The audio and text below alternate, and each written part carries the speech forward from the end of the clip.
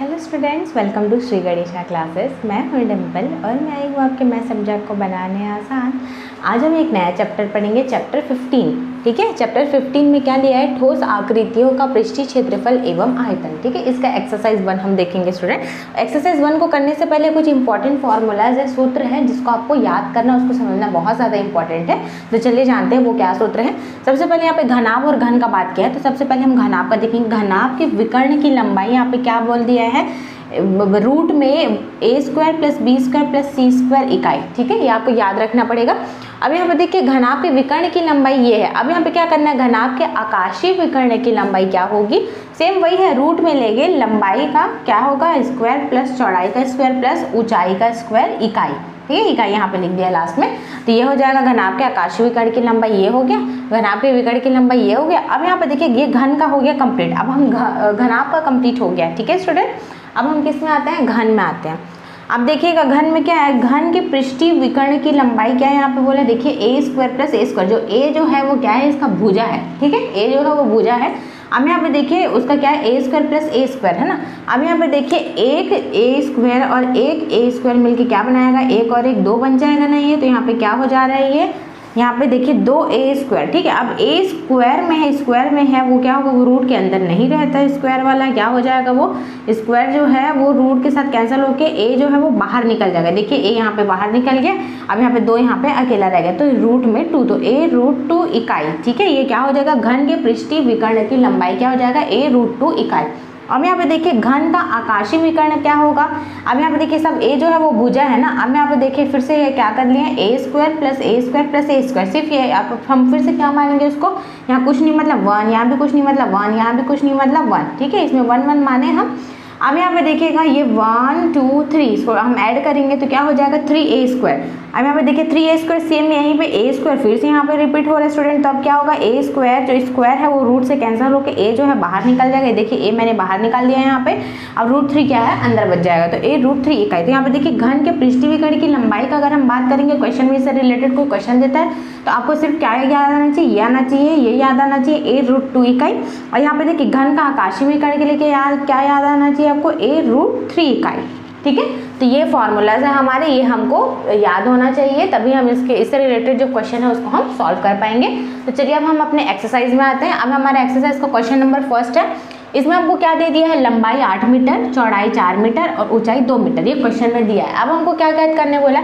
घनाभ के विकर्णों की लंबाई ज्ञात करनी है। तो हमको क्या करना है? सिंपल इसको फॉर्मूला लिख देना है। घनाभ के विकर्णों की लंबाई का क्या है? रूट में a² + b² + c² इकाई। ठीक है, ये हमने फॉर्मूला लिख दिया। अब हमको क्या करना है? लंबाई, चौड़ाई और ऊंचाई तीनों का वैल्यू को हम रख देना है हमको। ठीक है, तो देखिए हमने यहाँ पे वैल्यू रख दिया। लंबाई के बदले मैंने क्या लिखा? 8 और यहाँ पे घात 2 है। देखिए स्क्वायर लगा, यहाँ पे मैंने स्क्वायर लगा दिया। चौड़ाई के बदले यहाँ पे मैंने 4 लिखा जो प्रश्न में दिया है, इसका स्क्वायर। अब ये देखिए ऊंचाई का बदले में 2 दिया है, तो यहाँ पे 2 की घात 2 मैंने लिख दिया। ठीक है, अब हमको क्या करना है? 8 को जब 8 से गुणा करते हैं तो क्या होता है? 8 की घात 2 मतलब क्या है? 8 × 8 तो कितना होता है? 8 × 8 = 64। सेम वैसे 4 × 4 तो 4 चौक कितना हो जाएगा? 16। 2 × 2 तो 2 दूनी कितना हो जाएगा? 4। यही मैंने लिखा है, देखिए 64 16 और 4। ये देखिए 64 16 और 4 64 16 एंड 4। अब हमको क्या करना है? ये तीनों को ऐड करेंगे तो कितना आ जाएगा? 84, जो कि क्या है? रूट में है। ठीक है, अगर हम इसको तोड़ने का कोशिश करते हैं 84 को, तो हम इसको कैसे तोड़ सकते हैं? सबसे पहले 21 × 4। ठीक है, अगर हम 21 में 4 को गुणा करेंगे, आप गुणा करके देख लीजिएगा। अगर आप 21 × 4 करते हैं तो कितना आ जाएगा? 84 ही आएगा, 84 ही आएगा। ठीक, कितना आएगा? 84 आएगा। अब यहाँ पे देखिएगा, अब हम 4 को और कैसे तोड़ सकते हैं? अभी देखिए इस 21 को तोड़ने से मतलब नहीं है, तो 21 ऐसे ही रहेगा। ये 4 को हम कैसे तोड़ सकते हैं? 2 × 2 में तोड़ सकते हैं। तो देखिए 4 को मैंने 2 × 2 में तोड़ा तो 2 दूनी तो 4 ही होता है। ठीक है स्टूडेंट, अब हमको क्या करना है? ये जो हम तोड़े ये इसका पेयर बना लिया है, 2 × 2। अब ये जोड़ी बन गया। तो जब ये पेयर बना ले तो पेयर बन के क्या हो जाएगा? ये रूट से बाहर निकल जाएगा। तो रूट से हमने इसको क्या कर दिया? बाहर निकाल दिया। सेम किसके जैसे? इसके जैसे। ये 1 की घात 2 वाले, देखिए 1 की घात 2, इसका मतलब यही है ना, 2 की घात 2 है। तो घात 2 जो है वो रूट के साथ कैंसिल होकर क्या हो जाएगा? बाहर निकल जाएगा। तो ये देखिए 2 बाहर निकल गया। अब जो 21 है वो रूट में अकेला बच जाएगा, तो रूट में 21, तो 2 रूट में 21 मीटर। ये हमारा क्या हो जाएगा? आंसर। यही हमको क्वेश्चन में बोला था स्टूडेंट, घनाभ के विकर्ण की लंबाई हमको ज्ञात करने बोला, तो हम क्या बोलेंगे? घनाभ के विकर्ण की लंबाई कितनी है? 2 रूट में 21 मीटर है। बस इसको ऐसे ही हमको समझना है। इसके लिए सबसे इंपॉर्टेंट क्या है? फॉर्मूला आपको याद होना चाहिए।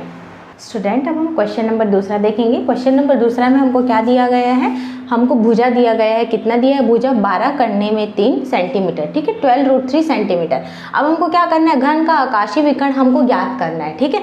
अब यहाँ पे देखिए, यहाँ पे मैंने आपको जो इंपॉर्टेंट जो फॉर्मूलाज है, जो सूत्र है वो मैंने आपको बता दिया था। अब हमको यहाँ पे क्या देखना है, घन का आकाशीय विकर्ण का सूत्र। यहाँ पे देखिए घन का आकाशीय विकर्ण का सूत्र यहाँ लिखा हुआ है।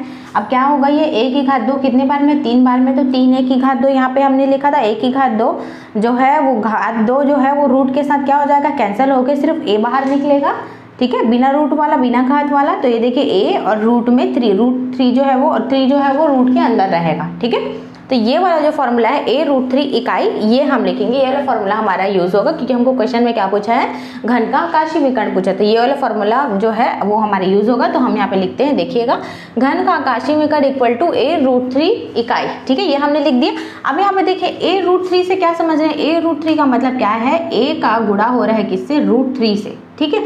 अब यहाँ पे देखिए, हम यहाँ पे क्या रख रहे हैं, a का वैल्यू रख दे रहे हैं। यहाँ पे देखिए a का मान यहाँ पे कितना दिया है, 12√3 दिया है। यहाँ पे देखिए, यहाँ पे मैं अलग से लिख सकती हूँ, क्योंकि चूंकि a क्या होगा, a इक्वल टू 12√3 जो कि क्वेश्चन में हमको दिया हुआ है। तो बस हम क्या कर रहे हैं, वैल्यू पुट कर रहे हैं, ठीक है, उसका मान रख रहे हैं। a का मान हमने क्या रखा, 12 करने में 3 और गुणा, ये देखिए गुणा करने 3, ये वाला करने 3 मैंने यहाँ लिख दिया, ठीक है। अब यहाँ पे देखिएगा, इसका ये मतलब क्या है स्टूडेंट, देखिए 12√3 मतलब क्या है, यहाँ भी 12√3 का क्या हो रहा है, मल्टीप्लाई हो रहा था। हम उसको अच्छे से लिख देते हैं, 12 मल्टीप्लाई √3, फिर ये मल्टीप्लाई √3, ये आप देखिए हमने यहाँ पे लिख दिया। अब यहाँ पे देखिएगा, √3 का जब √3 से मल्टीप्लाई होता है, ये देखिए कोई भी का जो सेम हो, जो रूट में ही रहता है, कोई भी दो संख्या जो सेम होती है, जैसे 2√2, ठीक है, देखिए जैसे √2 जो है उसका मल्टीप्लाई होगा किससे, √2 से, तो ठीक है, तो क्या आ जाएगा, सिर्फ 2 आएगा, बिना करने वाला, ठीक है, इसमें कोई करने नहीं लगेगा, कोई भी हो वो दोनों बस सेम होने चाहिए, रूट के अंदर दोनों सेम होने चाहिए। तो बिना रूट वाला हमेशा बाहर निकलता है। जैसे कि अगर हम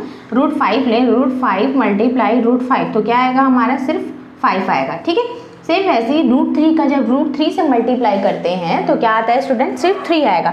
ये देखिए यहाँ पे सिर्फ 3 आया। अब हमको क्या करना है, कुछ नहीं, 12 को 3 से मल्टीप्लाई कर दीजिए, ठीक है। तो 12 का टेबल अगर हम पढ़े, 12 1 = 12, 12 2 = 24, 12 3 = 36, तो ये 36 हमारा क्या हो जाएगा, आंसर होगा 36 सेंटीमीटर। ये हमारा क्या हो जाएगा, आंसर। तो हमारा आंसर आ गया, हमारा आंसर आ गया स्टूडेंट। हमारा आंसर क्या है, घन का आकाशीय विकर्ण कितना है, 36 सेंटीमीटर है, ठीक है। ऐसे ही हमको समझना है, इसके लिए फॉर्मूला आपको याद होना चाहिए, फॉर्मूला याद होगा तभी आप इसको सॉल्व कर पाएंगे। स्टूडेंट क्वेश्चन नंबर तीसरा देखते हैं, उसमें हमें क्या बोला है, ये जो है ये जो है वो उसमें क्या बताया गया है, ये कमरे की, ठीक है, कमरे की लंबाई चौड़ाई और ऊंचाई दिया गया है। अब हमको क्या करना है, खंभे के लिए हमको लंबाई ज्ञात करना है जो इस कमरे में क्या हो सके, फिट हो सके, ठीक है। इतने लंबाई, 10 मीटर लंबाई, 10 मीटर चौड़ाई और 5 मीटर ऊंचाई वाले कमरे में हमको कोई ऐसा खंभे का लंबाई हमको ज्ञात करना पड़ेगा, कितने लंबाई वाला खंभा क्या हो सकता है, इस कमरे में फिट हो सकता है, ठीक है, ये हमको बताना है स्टूडेंट। अब यहाँ पे देखिएगा, इसके लिए हमको सबसे पहले यहाँ पे लंबाई चौड़ाई और ऊंचाई, ये तीनों का यूज हुआ है, ठीक है। तो हमको इधर फॉर्मूला में देखना है कि कहाँ ऐसा लिखा गया है, लंबाई चौड़ाई ऊंचाई, तो कहाँ लिखा हुआ है, यहाँ लिखा हुआ है लंबाई चौड़ाई और ऊंचाई। तो क्या है, ये घनाभ के आकाशीय विकर्ण की लंबाई, ये हमको बोला है, ठीक है, ये फॉर्मूला रहेगा। तो यही फॉर्मूला हम यूज करेंगे, घनाभ के आकाशीय विकर्ण की लंबाई। यहाँ पे मैंने लिख दिया लंबाई की घात 2 धन चौड़ाई की घात 2 धन ऊंचाई की घात 2, और ये सब किस में है, रूट में है, ठीक है, ये करनी में लिखा हुआ है। तो आपको ये याद होना चाहिए, ये आप लिख लेंगे। फिर आपको क्या करना है, बस वैल्यू पुट कर देना, लंबाई के बदले में 10 की घात 2, चौड़ाई के बदले में 10 की घात 2 और ऊंचाई के बदले में 5 की घात 2 मैंने यहाँ पे लिख दिया। 10 की घात 2 मतलब 10 का 10 से गुणा, 10 दहम 100 होता है, यहाँ पे सेम 10 का 10 से गुणा, 10 दहम 100, 5 का 5 से गुणा, 5 पंचे 25 हो जाएगा। अब तीनों को हम क्या करेंगे, ऐड कर देंगे, जोड़ देंगे, तो 10 100 और 100 कितना हो जाएगा, 200 होगा। 200 को 25 से जोड़ेंगे तो 225। अब 225 जो है वो किसका वर्ग होता है स्टूडेंट, यहाँ पे देखिए 15 गुणा 15, ठीक है, 15 का वर्ग मतलब 15 को 15 से जब हम गुणा करेंगे तो कितना आता है, 225। तो हमने 225 को किस में तोड़ा, 15 गुणा 15 में तोड़ा। अब यहाँ पे देखिए, अब ये 15 गुणा 15 हुआ, तो ये क्या बन गया, ये पेयर बन गया। पेयर बन, जैसे ये पेयर बनता है तो पेयर बन के क्या हो जाता है, बाहर निकल जाता है, तो रूट ये जो है हट जाता है। तो रूट हट गया, सिर्फ हमारा क्या बचा, 15 मीटर। यही 15 मीटर हमारा खंभे की लंबाई होगी, ठीक है स्टूडेंट, ये हमारा क्या होगा, आंसर। बस ऐसे हमको समझना है, बस सारे फॉर्मूलेज आप याद कर लीजिएगा, फॉर्मूला आप याद करेंगे तभी ये सारी चीज़ सॉल्व होंगे, बस उसको ऐसे हमको समझना है।